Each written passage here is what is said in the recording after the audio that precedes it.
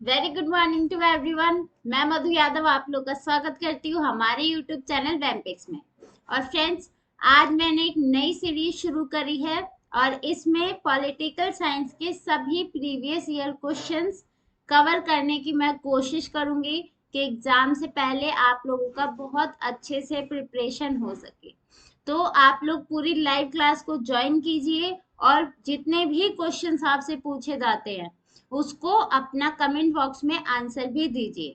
ठीक, तो ये एक नया सीरीज शुरू होने वाला है और इसकी मैं अलग से प्लेलिस्ट बना दूंगी ताकि आप लोगों को वीडियो ढूंढने में कोई भी दिक्कत ना हो। ठीक, तो इसमें हम लोग डेली के डेली PYQs को कवर करेंगे और PYQs किसी भी एग्जाम के लिए मोस्ट मोस्ट मोस्ट इम्पॉर्टेंट होता है। तो चलिए, अभी नेट JRF का अनाउंसमेंट होने वाला है कि कब होगा इसका एग्जाम। तो इससे पहले जब तक हमारे पास टाइम है हम अपना पूरा टाइम प्रैक्टिस पे इन्वेस्ट करेंगे। ओके, तो चलिए आज की क्लास को शुरू करते हैं। और पहले क्लास को शुरू करने से पहले क्लास को लाइक कर दीजिए, शेयर कर दीजिए अपने ग्रुप्स के साथ, जो भी आपके स्टडी ग्रुप्स हैं। एंड देन अगर चैनल को सब्सक्राइब नहीं किया है तो इसे सब्सक्राइब भी कर लीजिए। ओके, सो हम पूरा कोशिश करेंगे कि एग्जाम अलर्ट होने से पहले हम अलर्ट हो जाए। ठीक, और एग्जाम के लिए पूरी तरीके से प्रिपेयर हो जाए। ओके, तो शुरू कर देंगे हम अपनी जंग। So first question is, Kautilya की दृष्टि से निम्नलिखित में से कौन सा कथन सही नहीं है। तो आप लोगों के पास 4 स्टेटमेंट्स हैं, तो बताना है भाई कि जो कौटिल्य है, कौटिल्य इसमें से क्या नहीं है। ओके, सो बता दीजिए क्या है इसका करेक्ट आंसर। कि वह राजनीतिक अर्थशास्त्र का एक स्वतंत्र विषय बनाने वाला प्रथम फर्स्ट व्यक्ति था। ये अर्थशास्त्र है। दूसरा, उन्होंने राजनीति के एक ऐसे सिद्धांत का प्रतिपादन किया जो राज व्यवस्था के प्रत्यक्ष व्यवहारिक सरोकार से संबंधित था। तो इट कुड बी ट्रू ना, कि उन्होंने जो अर्थशास्त्र लिखी थी उसमें पूरी तरीके से एडमिनिस्ट्रेशन की बात की गई थी। तो ये भी करेक्ट है और हमारा ऑप्शन 1 भी करेक्ट है। एंड देन ऑप्शन 3, उन्हें नीति शास्त्र परंपरा का संस्थापक होने का श्रेय दिया जाता है। सो बताइए। एंड लास्ट ऑप्शन, कि पहली बार उन्होंने भारत में एक सुदृढ़ राजनीतिक नियंत्रण की शुरुआत पर जोर दिया। तो क्या है इसका correct answer. So right answer is option C. क्या है, ऑप्शन सी हमारा इसका करेक्ट आंसर है कि जो कौटिल्य है भाई, उनको नीति शास्त्र परंपरा का संस्थापक होने का श्रेय नहीं दिया जाता है। ओके, अब देखिए यहाँ पर जो कौटिल्य है, इनकी फेमस बुक कौन सी है, अर्थशास्त्र। ठीक, और इसमें उन्होंने पूरी बात की है कि जो एडमिनिस्ट्रेशन है उसको कैसे चलाना है। राज व्यवस्था की इन्होंने बात की, किसकी, राज व्यवस्था। तो जो जो पूरी राज व्यवस्था है, पूरी जो इकोनॉमी है, पॉलिटिकल इकोनॉमी, तो उसको कैसे चलाना है, एक किंग का क्या रोल होना चाहिए, या फिर समाज में क्या क्या नियम कानून होना चाहिए। इन्होंने फॉरेन पॉलिसी भी बताई। तो ये सारी चीजें इन्होंने अर्थशास्त्र में बोली है, लेकिन कुछ कमियों के कारण या फिर बहुत ज्यादा प्रसिद्ध नहीं होने के कारण इनको नीति शास्त्र के संस्थापक का श्रेय नहीं दिया जाता है। ओके, नेक्स्ट क्वेश्चन है अपना। नेक्स्ट है कि निम्नलिखित में से किसने कहा कि रिपब्लिक एक कारण से एक आदर्श राज्य की तस्वीर नहीं देता है, कि यह एक रोमांस है, बल्कि प्लेटो चाहते थे कि यह भलाई के विचार पर एक वैज्ञानिक आक्रमण की शुरुआत बने। तो किसने कहा है, किसका कथन है ये, कि जो प्लेटो ने अपना आइडियल स्टेट का कॉन्सेप्ट दिया था वो आइडियल नहीं है। ठीक, बल्कि वो सिर्फ एक रोमांटिसिज्म है। ठीक, यानी किसी भी नेशन के प्रति बहुत ज्यादा लगाव हो जाना या देशभक्ति को जाहिर करना, जो कि प्रैक्टिकल में हो ही नहीं सकता है। तो वही बोल रहा है कि ये तो एक रोमांटिसिज्म है, ये प्रैक्टिकल तो है ही नहीं। बल्कि जो प्लेटो है वो क्या चाह रहा था कि वो एक भलाई का विचार देना चाह रहा था कि आगे के जो भी थिंकर्स आए या फिर जो भी समाज बने वो इसी आधार पर बने। ठीक, तो इन दोनों का एक तरीके से जो कथन है वो एक दूसरे को टक्कर मार रहे हैं। तो बताइए किसने इसका ये कथन कहा है। ठीक, so correct answer is option B, Dunning ने कहा है। किसने? डनिंग ने कहा है। नेक्स्ट है कि निम्नलिखित में से किसने कहा कि काल के क्रम में राज्य, परिवार या व्यक्ति के बाद आता है, लेकिन प्रकृति के क्रम में उनसे पहले आता है। बताइए भाई, बहुत इजी क्वेश्चन है, बहुत इजी क्वेश्चन है। अगर आपने इनमें से किसी भी एक थिंकर को पढ़ा होगा तो आप जान जाएंगे कि इसका करेक्ट आंसर क्या है। इसका राइट आंसर है भाई, तो इसका राइट आंसर है ऑप्शन सी, एरिस्टोटल ने कहा है। ठीक, एरिस्टोटल ने कहा है। और बाकी जो 3 थिंकर्स है ना, ये प्लेटो के जस्टिस का जो कॉन्सेप्ट है उससे रिलेटेड है। तो हमारे पास एक ही ऑप्शन बचा था, एरिस्टोटल। तो एरिस्टोटल ने कहा है कि जो राज्य, परिवार, जो राज्य है कालक्रम में तो पहले आता है परिवार और व्यक्ति से, लेकिन प्रकृति में अगर हम देखें तो राज्य सबसे पहले आता है। ठीक, और देखिए ये क्या कहता है कि ये जो व्यक्ति है, अलग अलग व्यक्ति मिलकर, माफ कीजिए यहाँ पे हम दोबारा से ड्रॉ करते हैं। देखो, जो व्यक्ति है, ठीक, ये मिलके परिवार बनाता है, परिवार बन गया। अभी अब परिवार जो है मिलकर एक गांव बना देते हैं, ऐसे ही परिवार मिलकर एक गांव बना देते हैं। ठीक, और ये जब गांव मिल जाते हैं तो क्या बनता है? एक पूरा समाज बनने लगता है। और समाज मिलकर क्या करता है? राज्य का निर्माण करता है। ठीक, लेकिन दूसरी ओर ये भी कहता है कि जो स्टेट है वो सबसे पहले है। ठीक, तो स्टेट को चलाने के लिए ही ह्यूमन बीइंग है। नेक्स्ट क्वेश्चन इज, नेक्स्ट है कि लॉक के लिए निम्नलिखित में से कौन सा सामाजिक संविदा की दृष्टि से सही नहीं है। तो लॉक ने जो सोशल कॉन्ट्रैक्ट की थ्योरी दी थी, ठीक, two treaties on social contract, तो बताइए कि इसमें से कौन सा करेक्ट आंसर नहीं है। टू ट्रीटीज ऑन गवर्नमेंट थी इसकी बुक का नाम, और उसमें इसने इसमें से कौन सा कथन नहीं बोला है, तो बताइए भाई। इसका राइट आंसर है ऑप्शन बी, यानी जो सोशल कॉन्ट्रैक्ट होगा उसमें हर एक पीढ़ी को सहमति नहीं देनी चाहिए।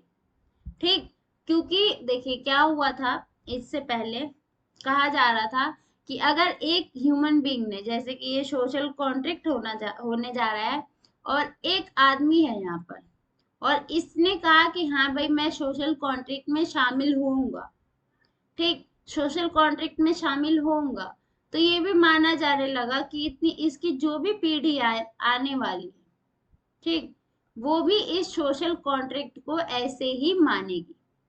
सो लॉक ने कहा कि नहीं, ऐसा नहीं होना चाहिए, क्योंकि इससे क्या होगा, जो पावर है ना, स्टेट की पावर, वो पूरा एक किसी ह्यूमन बीइंग या फिर किसी इंस्टीट्यूशन को चला जाएगा।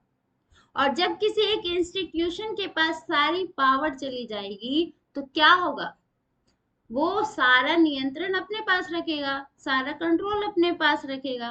वो तो स्टेट जो है एकदम से, उसके पास तो कोई रिस्ट्रिक्शंस ही नहीं होंगी ना, वो तो अपनी मनमानी करेगा।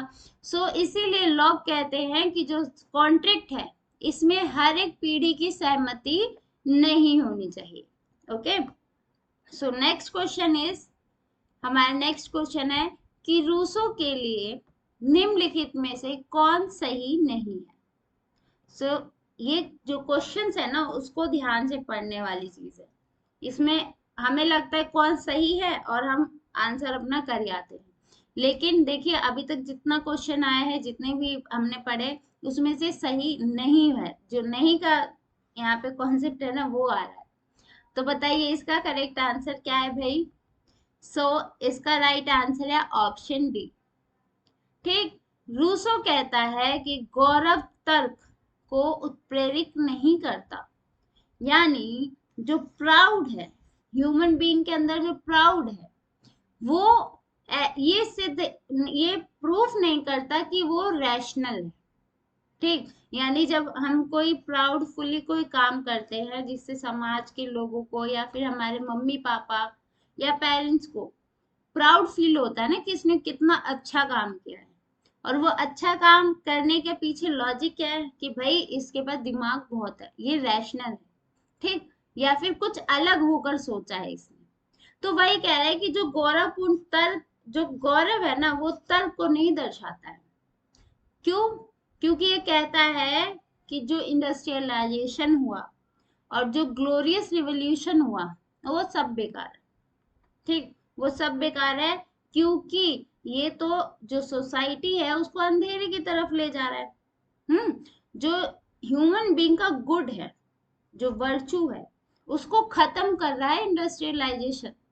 इसलिए आप लोगों को प्रकृति के साथ चलना चाहिए। ठीक। प्रकृति या नेचुरल के साथ, नेचर के साथ आपको अपना जीवन जीना चाहिए। इसलिए वो गौरव को एक तरीके से क्रिटिक करता है।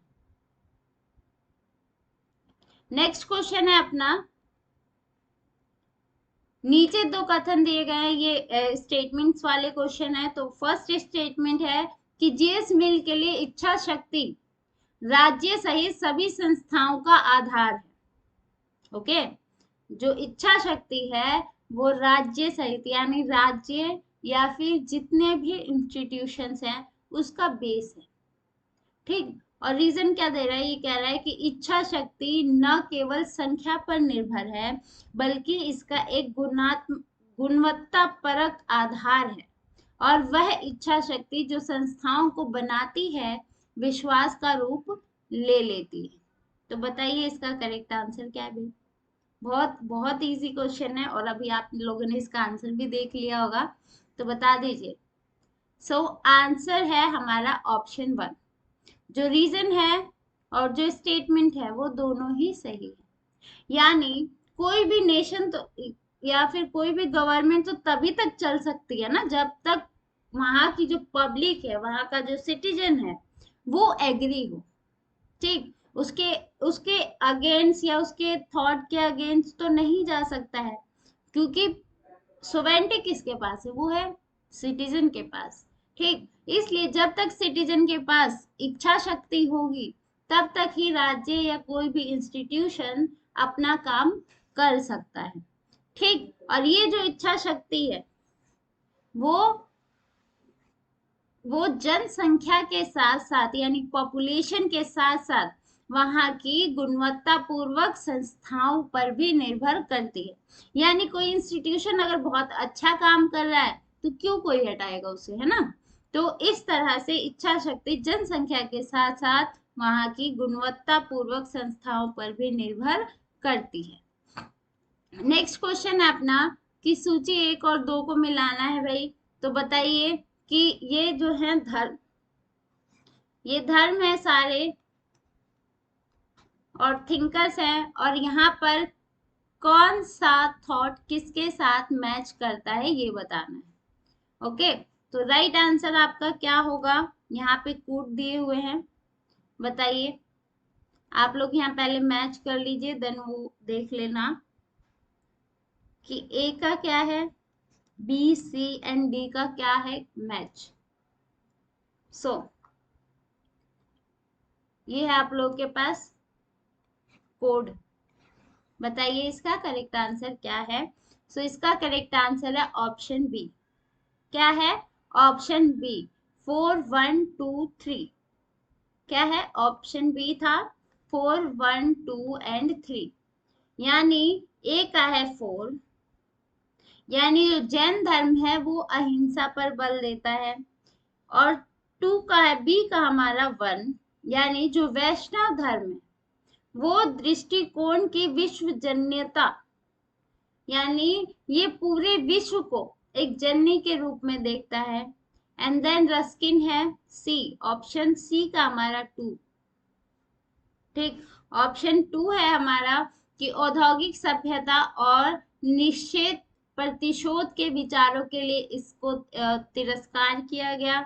एंड देन ऑप्शन 4 है प्लेटो, और प्लेटो भाई वो आदर्शवाद का तो जन्मदाता है ही, और उसने नैतिकता और आदर्शवाद की बात की।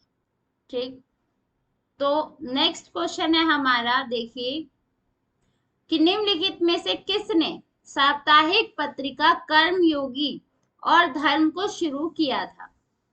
बता दीजिए। इंडियन पॉलिटिकल थॉट का क्वेश्चन है, तो ये किससे कनेक्टेड है भाई?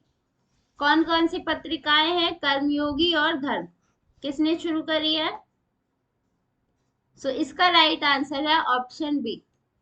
क्या है राइट आंसर? ऑप्शन बी इसका करेक्ट आंसर।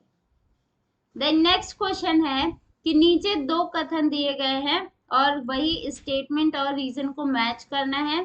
तो बताइए कि स्टेटमेंट है कि एम.एन. रॉय ने मार्क्स के इतिहास की भौतिकवादी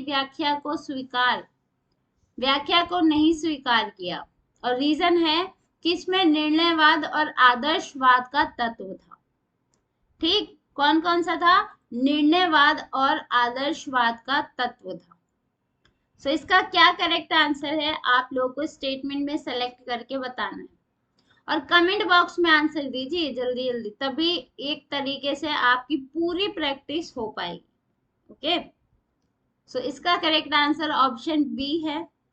जो एम.एन. रॉय हैं वो इंडियन मार्क्सिस्ट थे अपने टाइम पीरियड में, और इन्होंने मार्क्स ने जो भौतिकवाद की व्याख्या करी थी उसको इनकार कर दिया था। ठीक, उन्होंने भौतिकवाद को नहीं माना। क्यों नहीं माना? क्योंकि वो एक तरीके से आइडियल था, आइडियल थॉट।